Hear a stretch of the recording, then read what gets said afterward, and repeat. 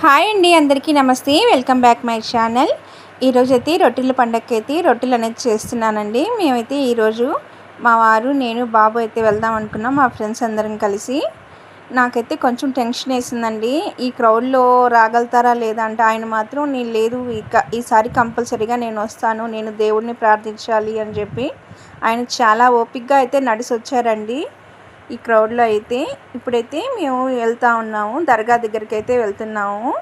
ముందు దర్గా దగ్గరికి వెళ్ళి తర్వాత రొట్టెల పండగకి అయితే ఇదంతా బొమ్మలండి.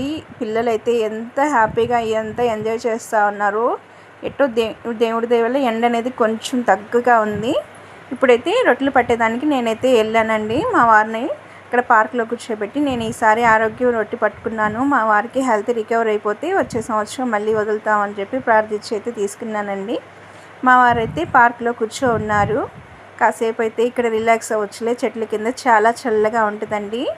ఈ రొట్టెల పండుగ అనేది చాలా ఫేమస్ అండి మన నెల్లూరులోకి. అసలు ఎంత ఫేమస్ అంటే అన్ని మతాల వాళ్ళు కలిసి ఒక పండుగ చేసుకోవటం అనేది ఇదేనండి.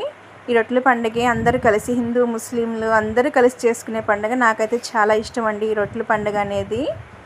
ఇప్పుడైతే ఇక్కడ ఈ బిల్డింగ్ దగ్గర అయితే చాలామంది ఎక్కువ పిల్లలతో ఎంత హ్యాపీగా ఉన్నారంటే అంత హ్యాపీగా ఉన్నారండి.